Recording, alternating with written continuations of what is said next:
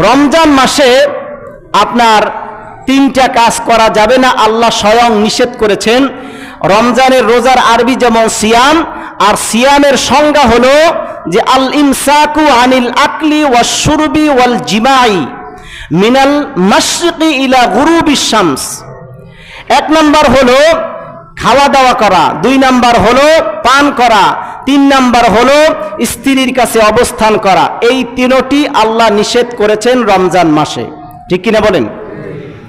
এই তিনটি নিষেধ করেছেন আল্লাহ রমজান মাসে। ইচ্ছাকৃতভাবে খাওয়া দাওয়া করা যাবে না, ইচ্ছাকৃতভাবে কোনো পানীয় পান করা যাবে না, ইচ্ছাকৃতভাবে কোনো স্ত্রীর কাছে, হালাল স্ত্রীর কাছে অবস্থান করা যাবে না, অর্থাৎ মিলন করা যাবে না, যেটা সহজ ভাষায় মিলন করা যাবে না, এটা আল্লাহ নিষেধ করেছেন রমজানুল মুবারকের এই পবিত্র মাসে। রোজা অবস্থায় তোমরা এই তিনটি কাজ করতে পারবে না।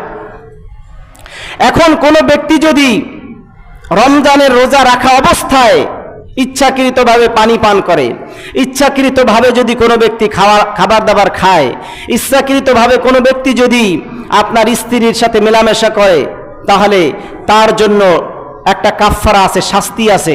আল্লাহ পাক সেটা কোরআনে কারিমের মধ্যে বলে দিয়েছেন।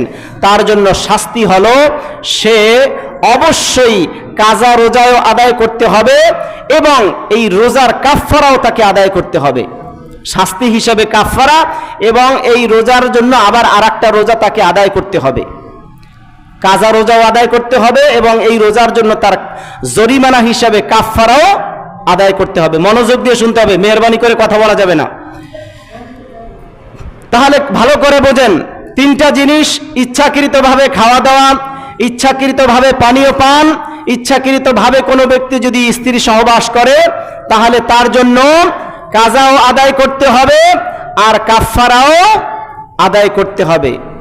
বলবেন হুজুর, কাজা না হয় আদায় করলাম, এটা বুঝলাম যে কাজা আদায় করতে হবে রমজানের পরে, কিন্তু কাফফারা কিভাবে আদায় করব? এই ব্যাপারে রাসূলুল্লাহ সাল্লাল্লাহু আলাইহি ওয়াসাল্লাম বুখারী শরীফের একটি হাদিস আল্লাহর হাবিব ইরশাদ করেছেন। হযরতে আবু হুরায়রা রাদিয়াল্লাহু তাআলা আনহু ইরশাদ করেছেন, আল্লাহর রাসূলের দরবারে একজন ব্যক্তি আসলো, এক সাহাবী আসলো, অনেক গরীব সাহাবী। রাসূলুল্লাহর কাছে এসে বললেন, ইয়া রাসূলুল্লাহ, ইয়া হাবিবাল্লাহ, আমি তো ধ্বংস হয়ে গিয়েছি। কি হয়েছে তোমার, আমার কাছে খুলে বলো। তিনি বললেন, ইয়া রাসূলুল্লাহ, রমজানের রোজা রাখা অবস্থায় আমি আমার স্ত্রীর কাছে অবস্থান করেছি, স্ত্রীর সাথে মেলামেশা করেছি, আমি তো অনেক বড় অন্যায় করে ফেলেছি, আমি এখন কি করব?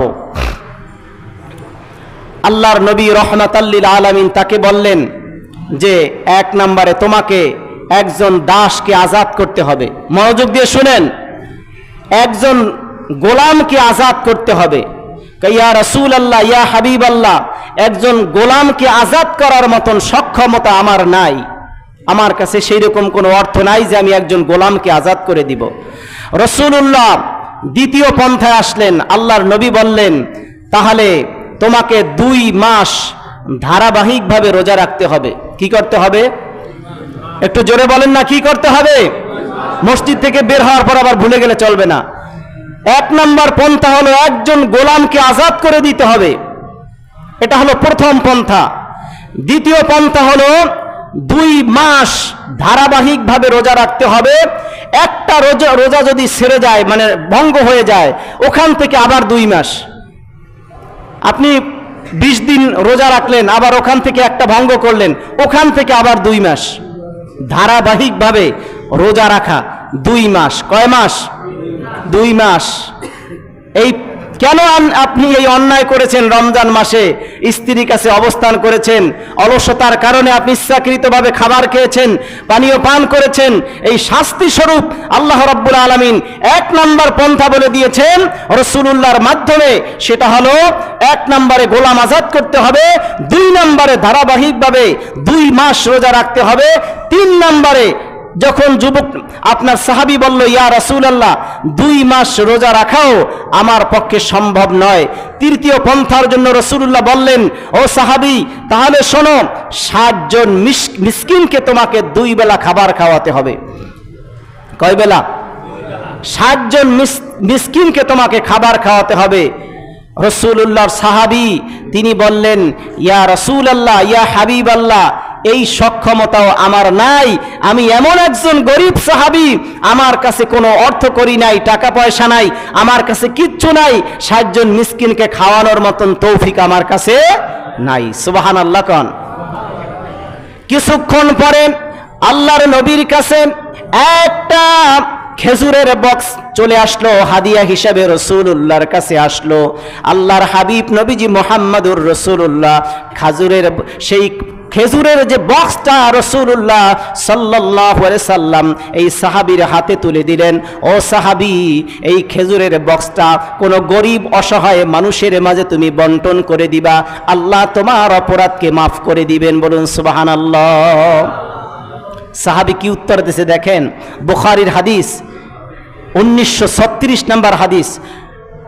সাহাবী বলল, ইয়া রাসূলুল্লাহ, ইয়া হাবিবাল্লাহ, এই যে খেজুর আমি গরিব মানুষকে আপনি দান করতে বলেছেন, মদিনাতুল মুনাওয়ারার ভিতরে আমার মনে হয় আমার চাইতে গরিব কোনো মানুষ আর একজনও নাই।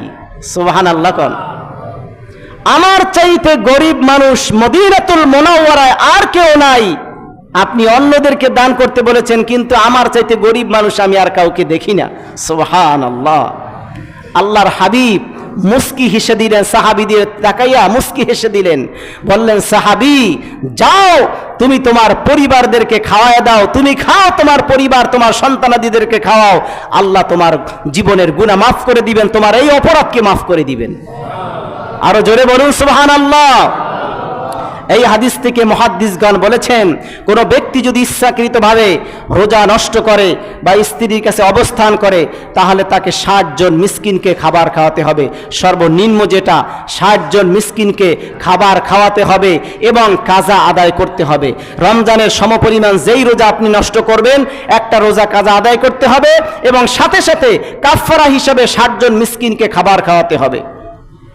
সম্মানিত উপস্থিতি, সেজন্য আর যদি কোনো ব্যক্তি এই তিনটা বাদে অন্য কোনো কারণে যদি তার রোজা নষ্ট হয়ে যায়, যেমন আপনার মুখের ভিতরে যদি কোনো ছোলা সমপরিমাণ খাবার যদি মুখের দাঁতের ফাঁকের ভিতরে আটকে থাকে, সেই খাবার যদি আপনি মুখের ভিতরে নিয়ে গিলে ফেলেন, তাহলে রোজা ভঙ্গ হয়ে যাবে। এজন্য কাফারা আদায় করতে হবে না, তবে কাজা আদায় করতে হবে। কোনো ব্যক্তি যদি নাক দিয়ে বা কান দিয়ে ঔষধ সেবন করে, ঔষধ ব্যবহার করে, তাহলেও তার রোজা নষ্ট হয়ে যাবে, তো তাকে রোজা কাজা আদায় করতে হবে। পায়খানার বা প্রস্রাবের রাস্তা দিয়ে যদি ঔষধ ব্যবহার করে, তাহলেও রোজা নষ্ট হয়ে যাবে, তাকে অবশ্যই এই রোজার জন্য কাজা রোজা আদায় করতে হবে। এইরকম কিছু কারণে আপনার রোজা কাজা আদায় করতে হবে, কিন্তু রোজার জন্য কাফারা দিতে হবে না। রোজার কাফারা শুধুমাত্র 3টা জিনিস বিষয়ের উপরে, 1 হলো ইচ্ছাকৃতভাবে খাওয়া, 2 হলো পানি পান করা, 3 হলো স্ত্রীর কাছে অবস্থান করা। এই 3টা ব্যতীত কাফারা দরকার হবে না। তবে এই যে কারণে আপনার যে কথাগুলো বলেছিলাম, যে প্রস্রাব পায়খানা রাস্তা দিয়ে বা নাক দিয়ে কান দিয়ে যদি ঔষধ ব্যবহার করা হয়, অবশ্যই তাকে রোজা কাজা আদায় করতে হবে।